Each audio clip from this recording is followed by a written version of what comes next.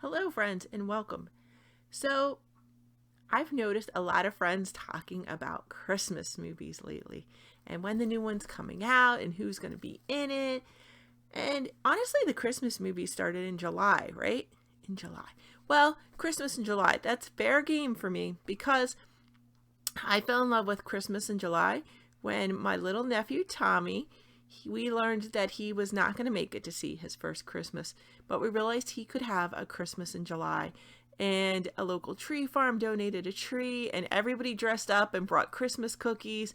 And it was just like it was Christmas for that one day for him. Well, only two. We celebrated Christmas Eve and Christmas Day. And so Christmas in July holds a special place in my heart. And every year I like to celebrate it by collecting donations for some little charity like a diaper drive or hats or blankets for NICU babies. So I like to remember Tommy in that way. But do we really need to have Christmas start in July and go until the 25th? Like what? Because Christmas doesn't even start until December 25th, right? Most people start celebrating Christmas in Advent. But Advent's a time to get ready for Christmas, and Christmas starts on the 25th, right? The 12 days of Christmas, they start on the 25th. They don't end. They start. And we go at least until Epiphany, right? And then you can celebrate the old-fashioned way and keep going until almost February. And that's the way the celebration's supposed to be. But each year, the secular world keeps moving the holiday up sooner and sooner, but then they always still cut you off on the 25th, which is just crazy. Anyway, sorry, Santa, we're not starting it that early this year. But what we can do, right? We love the party aspect. We love that secular party aspect. And there's no problem with that, right? But we have to remember it's not about this guy. Not about him. So how can we get ready for Christmas in a different way this year? Well, Advent starts December 1st, but by that time, honestly, we're all getting ready for the secular Christmas, right? So we're buying gifts, we're setting our menus, decorating our house, and God kind of gets set to the side. One way to stop that, to really celebrate Advent, is an Advent calendar, and more of the old way than the new way. So Advent calendars, even when they got to the point where it was a delicious chocolate every day, was lovely, and you were getting up and you were excited to get that chocolate, and then maybe your parents could engage you in talking about Christ. But no more, it's just a fun random toy in the box. It doesn't always even have to do with Christmas. But so one fun way of doing it could be to have a nativity scene that every day you get a different character. Sorry, I dropped mine. No blooper reel, you get to see them all live. So you could start out with maybe the donkey on December 1st, right? And then then you add Joseph. Because if you're reading the story, you can add these characters as they come in and read a little bit of Luke every day. I think there's 24 chapters in Luke. So you could read a chapter of Luke every day and just keep adding to your nativity scene or move them. Maybe they get to do something special instead of just getting a new character. Maybe they get to do something special that day. So you have a little slip of paper where it's something special. And maybe some days it's something special for your kids to do or your family to do instead of the thing. So maybe you could go out and you get to go to adoration one day and hot chocolate and cookies afterwards. I don't know. Start something fun, right? Another way of doing it is you may not be aware of the Franciscan holiday season. So that's already started. On the 17th was the Feast of the Stigmata. 2 years before St. Francis died, he was up on a little retreat, praying up on the side of a mountain by himself, and he had a vision of a seraphic angel, right? A seraph. Whoa. That's why he's called the seraphic saint, in his orders are called the seraphic orders. So he saw a seraph, so 6 wings, kind of on fire, right? Because they're on fire. They're the angels that are closest to God and are just praising him all day because they're so close to him and they're so excited by that. So one of these came to see St. Francis, and he looked like the crucified Jesus. And as he is just in awe of this seraph and contemplating Jesus, St. Francis developed the stigmata, the 5 wounds of Jesus. And he tried to hide them from people. He did a pretty good job. for a long time. So we'll go into that. But it took him into deeper contemplation, because if you're literally bearing the wounds of Christ every day, how can you but think of him all day, every day, right? Today is September 18th, and that's the feast day of St. Joseph Cupertino, who longed to be a priest, but he just wasn't good at test taking, and he could never remember the answers.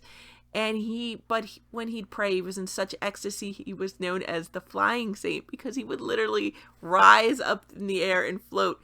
And literally, as he was praying and grew closer to God, he would grow closer physically to God, and he would go up. So he is the patron saint of students, because when somebody finally gave them the chance to take the exam to be a priest, they asked him the one question that he knew best. And so he's considered to be the patron saint of students and test takers. And on this day, many Franciscan parishes and churches have a blessing of the backpacks, students and teachers. And you're always asked to pray to him, for him to pray for you before a big test. And I know I do that. I pray that I may be given the wisdom and the knowledge that I need. I don't pray for the answers to the test. I pray that I will have the wisdom and the knowledge that I need to accomplish what God desires for me to accomplish. So that's September 17th and 18th. Another big day for Franciscans is October 3rd. It's the Transitus of St. Francis. And so that is when St. Francis was getting ready to leave his earthly life, and his friends all gathered and followers gathered around him. And in fact, he had the Lady Jacoba even came flying in, right?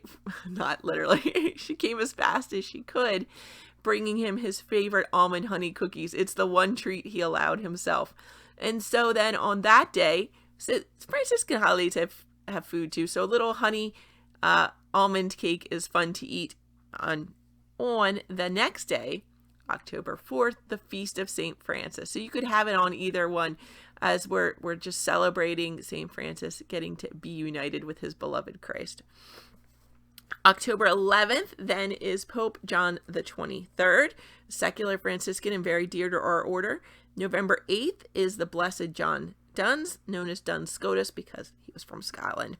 November 17th, we have St. Elizabeth of Hungary, who gave so much to the poor. So it's just beautiful that her feast day is so close to Thanksgiving and gets us to think about those poor that are around us and how we can share what bounty we have.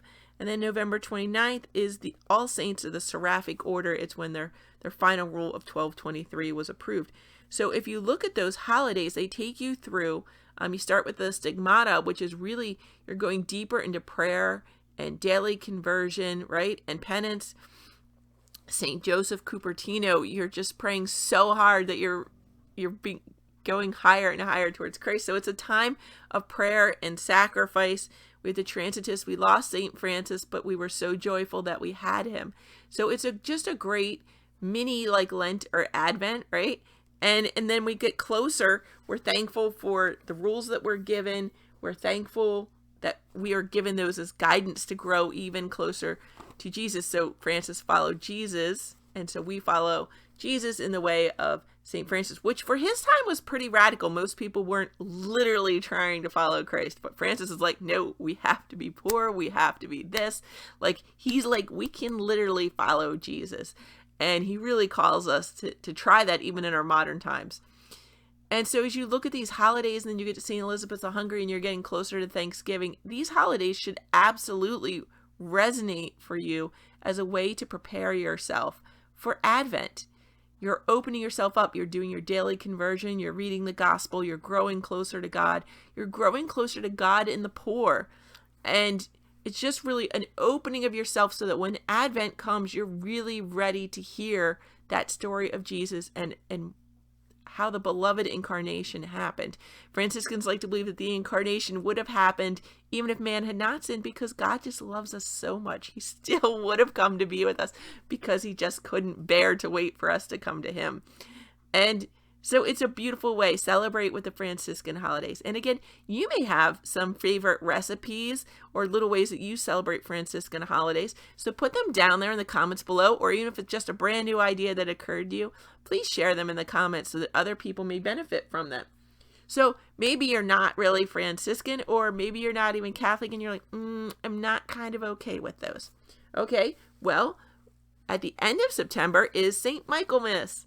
Lots of Christians all believe in St. Michael Archangel, and so you can celebrate his day. And at the end of October, then you have All Souls. In the very beginning of November, you have All Saints Days. So these are still great holidays to get you ready, right, to celebrate Advent. They take you straight through to Thanksgiving, and if you're not American and you don't celebrate our Thanksgiving, it's just a season plan. Whatever day your country or you want to pick, it's a great day to celebrate the bounty God has given us and to share it with those who are less fortunate. So celebrate that in your own way as well. So I invite you, take these times of Franciscan holidays. Don't let people steal that time of preparation from you. If you need more time to prepare, just take it. Take those Franciscan holidays, stretch out Advent, start it now, and so that you are really ready when it comes and really open to hearing the message of the Incarnation. So friends, I'm praying for you. I hope you pray for me. Have a great and blessed day.